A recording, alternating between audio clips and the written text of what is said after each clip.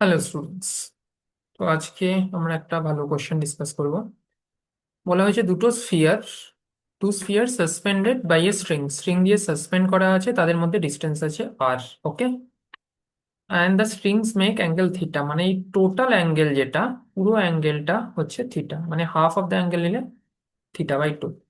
তো এই ফরম্যাটে অনেকগুলো কোশ্চেনই আসতে পারে এই টাইপের। তো এগুলো কি করে সলভ করবে? এই কোশ্চেনে বলেছে when they suspended in water angle remains same, তো ওয়াটারে সাসপেন্ড করলে বায়ান্সি আসছে, তাই জন্য উপরে ফোর্স বেশি লাগছে, কিন্তু তাও অ্যাঙ্গেল চেঞ্জ হচ্ছে না। আর ওয়াটারে এই যে ইলেকট্রিক এফি, যে ইলেকট্রোস্ট্যাটিক ফোর্স, দুটো রিপালশন ইলেকট্রোস্ট্যাটিক ফোর্স কাজ করছে, এটাও চেঞ্জ হচ্ছে, কারণ ওয়াটার ডাইইলেকট্রিক কনস্ট্যান্ট চলে আসছে।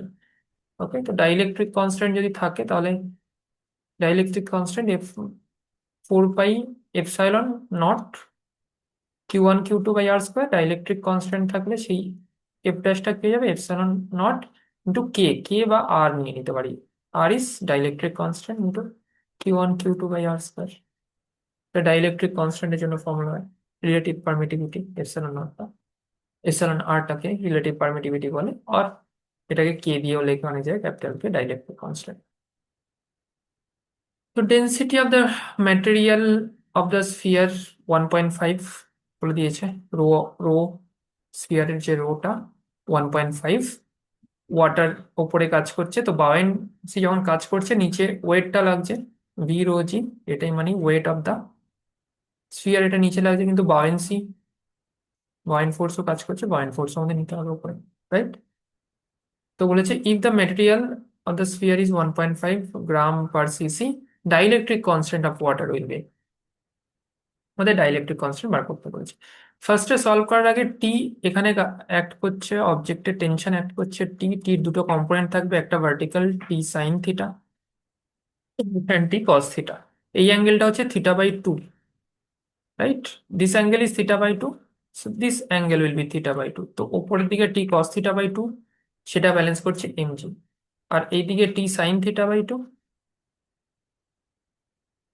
এটা ব্যালেন্স করছে electrostatic force which is kq²/r², r is the distance between two charge, right? তো এই দুটোকে আমরা যদি ডিভাইড করি তাহলে ট্যান থিটার একটা ফর্মুলা পেয়ে যাচ্ছি। এই ফর্মুলাটা সব জায়গায় কাজে লাগে। ওকে, ট্যান থিটা বা ট্যান θ/2 যদি হাফ অ্যাঙ্গেল নেওয়া হয়, that is equal to kq²/r² into mg। This is the formula for tan থিটা/2। এবার ওটাকে যখন ডিপ করা হয়েছে ওয়াটারে, তাহলে বয়েন্ট ফোর্স কাজ করছে, বয়েন্ট ফোর্সের জন্য আমাদের যে আপওয়ার্ড, এই যে T sin θ/2 আছে, এটা হয়ে যাবে এর যে downward force, gravitational force V ρ g minus buoyant force,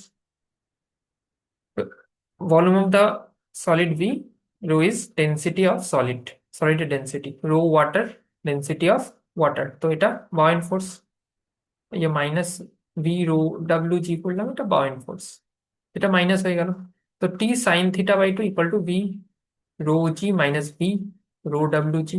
সেখান থেকে T sin θ/2 নেক্সট কেসে কি এসে গেল, এখানে যেমন T sin θ/2 ছিল, সরি, এটা উপরের দিকে T cos θ/2 আসবে, এটা কম্পোনেন্টটা সাইন থিটা নয়, কস থিটা কম্পোনেন্ট। তো T cos θ/2 হয়ে যাচ্ছে V ρ g minus V ρ water g, T cos θ/2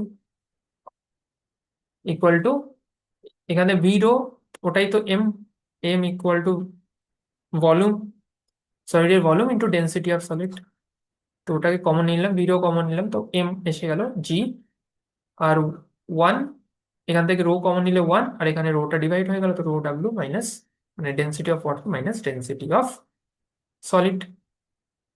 তাহলে নেক্সট ট্যান θ/2 কি চলে আসবে, k'(q²/r²), এটা ইলেকট্রোস্ট্যাটিক ফোর্স। কে ড্যাশ কেন আসছে, কারণ ডাইইলেকট্রিক কনস্ট্যান্টের জন্য নতুন যে এফ ড্যাশ ওখানে, এই কেটাকে আমরা তো কে এর ভ্যালুতে জানি, ওয়াটার, নর্মাল এয়ার বা এয়ারের ক্ষেত্রে, আর ভ্যাকুয়ামে 9 × 10⁹, এটা কে এর সঙ্গে আমরা একটা এপসাইলন নট ডিভাইড করে দিচ্ছি, এপসাইলন আর ডিভাইড করে দিচ্ছি, এটা হচ্ছে relative permittivity, right? Relative permittivity আমরা ডিভাইড করে দিলাম এখানে। তো নতুন ইলেকট্রোস্ট্যাটিক ফোর্স চলে এলো কে এপসাইলন আর, মানে কিউ স্কোয়ার আর স্কোয়ার ইন্টু এম, আর এটা এই পার্টটা বাউন্ড ফোর্সের জন্য এম জি ড্যাশ, জি এফেক্টিভও বলে, জি ড্যাশ এম জি ড্যাশ, ওটার জন্য এই পার্টটা চলে এলো। আর ইলেকট্রোস্ট্যাটিক ফোর্সের জন্য কে ড্যাশ, কে ড্যাশ মানে নতুন যে পারমিটিভিটি ধরে, রিলেটিভ পারমিটিভিটি ধরে যে কনস্ট্যান্টটা এলো, মানে কে বাই ই আর। ওকে, আর এটাকে কে, K is 1/4 pi epsilon not, মানে এটাকে যেহেতু 1/4 পাই এপসাইলন নট ইয়ার, ওটাকে আমি কে বাই ইয়ার ছোট করে লেখার জন্য Q1 Q2/r² করতে পারি। সেটা এখানে বসিয়ে দিলাম। বসিয়ে দিই এই দুটো, এবার অ্যাঙ্গেলটা যদি চেঞ্জ হচ্ছে, বলতো এটার অ্যাঙ্গেলটা এবার ডবল হয়ে যাচ্ছে বা কিছু, তাহলে সেই অনুযায়ী ফর্মুলা ইউজ করতে হবে। এখানে অ্যাঙ্গেল চেঞ্জ হয়ে না, দুটো একই আছে। যেহেতু অ্যাঙ্গেল চেঞ্জ হচ্ছে না, দুটো সেমই আছে, তো এই tan θ/2 এই tan θ/2 ইকুয়াল। তাই জন্য এই টার্মটা আর এই টার্মটা ইকুয়াল করলাম, এগুলো সব কেটে গেল, শুধু থাকলো ই আর এর ভ্যালু ইন্টু জি, জিও কেটে যাবে, 1 - ρ/w ইকুয়াল টু 1। তো সেখান থেকে আমরা যে রিলেটিভ পারমিটিভিটিটা আমরা বার করে নিতে পারি। এটা আগে অলরেডি জেইতে এসছে একটা কোশ্চেন, তো এই টাইপের কোশ্চেন গুলো, ঠিক আছে, এটা একটু বেশি ক্যালকুলেশন, একটু বেশি আছে, কিন্তু এই টাইপের কোশ্চেন গুলো তোমরা প্র্যাকটিস করো। ওকে, ভেরি গুড কোশ্চেন।